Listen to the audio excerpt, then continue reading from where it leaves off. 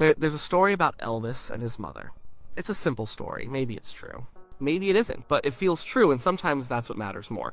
The story goes that as her son was becoming the most famous man in the world, she begged him not to sing one particular song, just one out of all of them. It wasn't about the devil, it wasn't about sin, not in the way a preacher might talk about it. It was about something else, something she couldn't quite name, a feeling, a danger.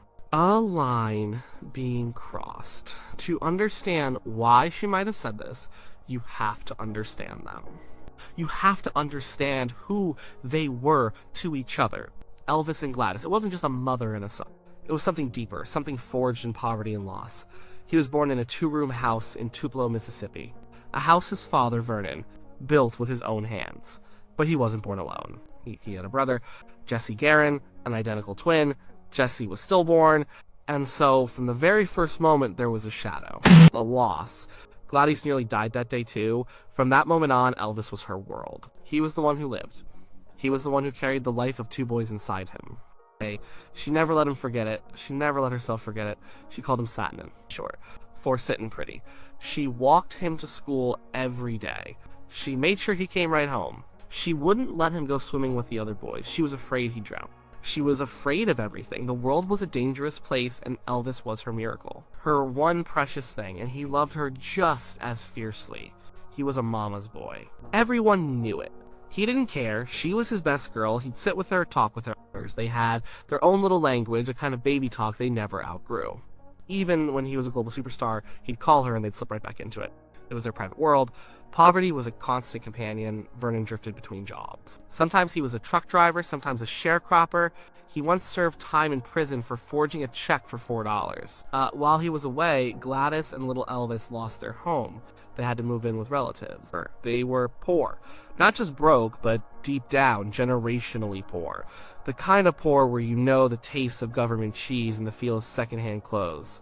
This kind of life does something to a person. It makes you cling to what you have. For Gladys, what she had was her son. Her faith was the other thing. She took Elvis to the Assembly of God church. It was a Pentecostal church. The music there wasn't quiet hymns, it was loud. It was emotional. People shouted. They danced in the aisles. They spoke in tongues. The music got inside you. It was gospel, but it had a beat. A rhythm that shook the floorboards. Young Elvis watched the choir. He saw how they moved, how they poured their whole selves into the song. He was learning. He didn't even know he was learning, but he was. When they moved to Memphis, things were a little better, but not much. They lived in public housing. Elvis was a shy kid, awkward. He got a guitar for his 11th birthday. He wanted a rifle, like the other boys, or a bicycle. But Gladys was too afraid. A rifle was dangerous. A bicycle, he could get hit by a car. A guitar was safe. So a guitar it was. He'd take it to school, but he was an outsider. He listened to the radio. He soaked it all in. Country music from the Grand Ole Opry, but also the blues. The rhythm and blues. He'd sneak down to Beale Street, the heart of Black Memphis, and just listen. He heard a different kind of music there. Raw, honest, full of pain and joy. It was the music of people who understood what it was like to be on the outside. He absorbed it all. The gospel beat from church, the mournful twang of country, the raw emotion of the blues. It all swirled together inside him. Then came Sun Studio. Sam Phillips was looking for something. He said it himself. If I could find a white man who had the Negro sound and the Negro feel, I could make $1 billion. And then Elvis walked in. Shy, polite. He called Sam Phillips seer. He recorded a song for his mother's birthday. A little ballad. It was nice. Nothing special. But later, during a break, he started goofing around. He picked up his guitar and started playing an old blues song. That's all right, Mama. He was playing it fast, playing it with a new kind of energy. It wasn't blues anymore. It wasn't country. It was something new. The bass player and guitarist joined in. Sam Phillips heard it from the control room. He stuck his head out. "What was that?" he asked. "Do that again." That was the spark. The world was about to change. Gladys was proud. Of course she was. Her son was on the radio. People were talking about him. He was making money, real money. He bought her a pink Cadillac, a car she famously never learned to drive. He bought a house on Audubon Drive. A real house in a nice neighborhood. They were out of the projects. They had made it for Gladys. This was the dream. Her son was a success. He was singing beautiful songs, ballads, country tunes, things she understood. But something else was happening. something she didn't understand. The crowds were getting bigger and louder. The girls were screaming, they were crying, they were reaching for him. It wasn't like the polite applause at a country show. This was different. It was frantic, it was hysteria, and it was because of the way he moved. He wasn't just standing there singing. He was shaking. His leg would start twitching, seemingly out of his control. His hips would move, he'd sneer, he'd smile. It was raw, it was suggestive. It was dangerous. The old guard didn't like it. Parents were worried. Preachers started talking about him from the pulpit. They called his music a tribal rhythm. They said he was a whirling dervish of sex. They said he was corrupting the youth of America. Gladys saw this. She read the papers. She heard the whispers. This was her boy they were talking about, her Satnin. The polite, shy boy who loved his mama. She couldn't reconcile the two images. The boy she knew and this public creature they were describing in these awful terms. And then came the song. It wasn't his song originally.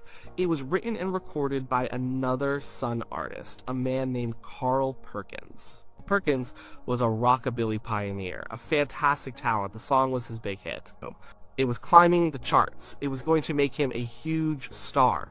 The song was a statement. It wasn't a love song, it wasn't a sad song, it was a song about a man's pride. A man who was poor, but who had one thing that was his. One thing that represented his identity, his style. A pair of new shoes. And he was laying down the law. You can do anything you want to me. You can knock me down, step on my face. But don't you step on my shoes. It was about a line. On a boundary. It was about self-respect, it was cool, it was a new kind of anthem. Then tragedy struck. Carl Perkins and his band were in a horrific car accident. He was laid up in a hospital bed watching his moment slip away. Elvis was now on a bigger label, RCA. They needed new material for their rising star, and they saw this song. It was a guaranteed hit. Elvis loved Perkins' music. He decided to record it. He made it his own. His version was a little slicker, a little more polished than Perkins' raw rockabilly take. But it had all the attitude. And when Elvis sang it, it became more than a song. It became a symbol. This is where the story of Gladys' plea comes in. Imagine her hearing it. The lyrics weren't about God. They weren't about love or heartbreak, the staples of the music she knew. They were about shoes, a pair of fancy shoes. It was about vanity, worldly possessions. It was swagger. It was bragging. To a humble woman from Tupelo, a woman who had known real hardship, maybe it sounded trivial, frivolous, maybe it sounded common. But it was more than the lyrics. It was the sound, the driving beat, the aggressive guitar. It was the sound of the rebellion everyone was talking about. It was the soundtrack to the screaming girls and the angry preachers. This song was the evidence. So, the story goes, she sat him down. Elvis, she said, her voice full of worry. Please, don't sing that one. It's a sinning song. A sinning song. What did she mean by that? She wasn't a theologian, she probably couldn't have explained it in fancy terms. But she felt it. A sinning song wasn't just about breaking one of the 10 Commandments. It was about a spirit, an attitude. It was about pride. It was about drawing attention to yourself, to your body, to your clothes. It was about the things of this world, not the next.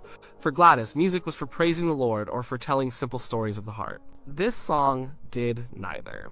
It was a challenge, a dare. Don't you step on my shoes.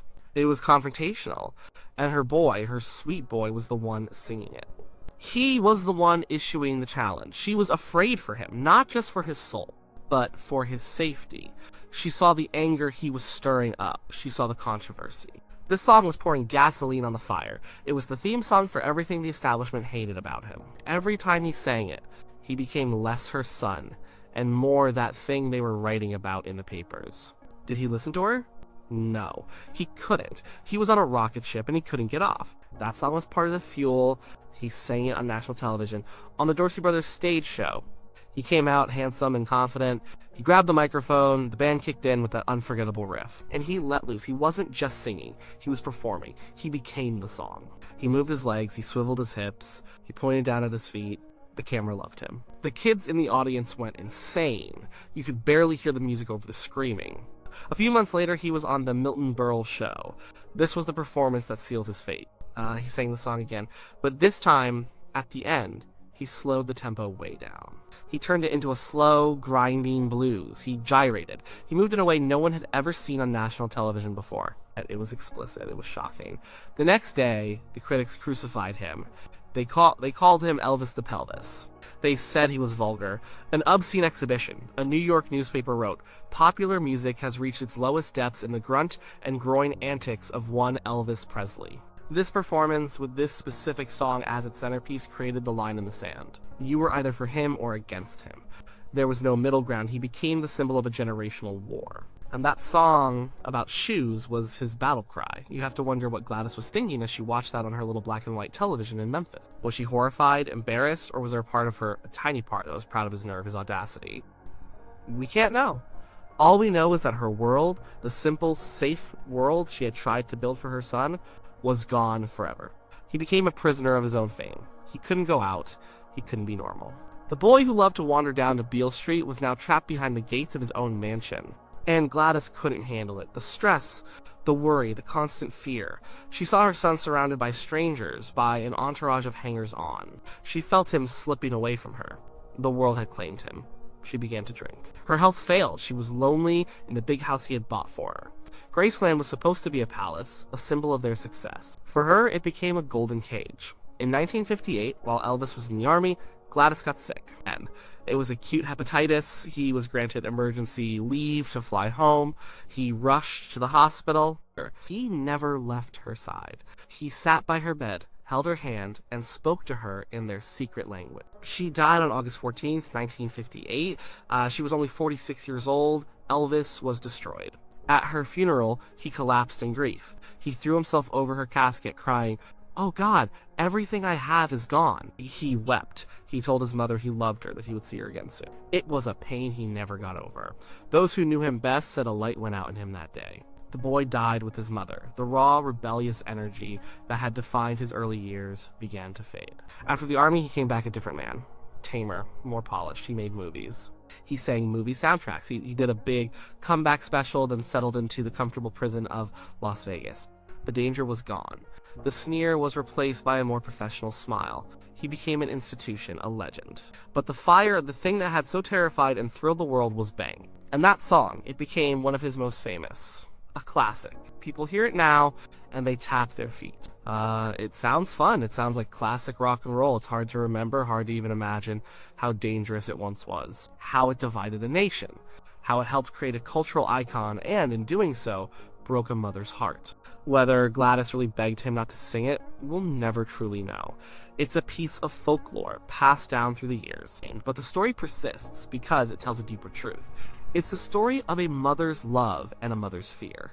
The story of a simple woman from a bygone era trying to hold on to her son as he was swept away by a cultural hurricane he himself had created. She wasn't trying to stop rock and roll, she was just trying to protect her boy, her satin. She saw the danger in the swagger, she heard the sin in the beat. She feared the pride that came before the fall, and in her own way, she was right. He conquered the world, and he lost his way. He got everything a boy from Tupelo could ever dream of, and it cost him the one thing that truly mattered. The song was Blue Suede Shoes.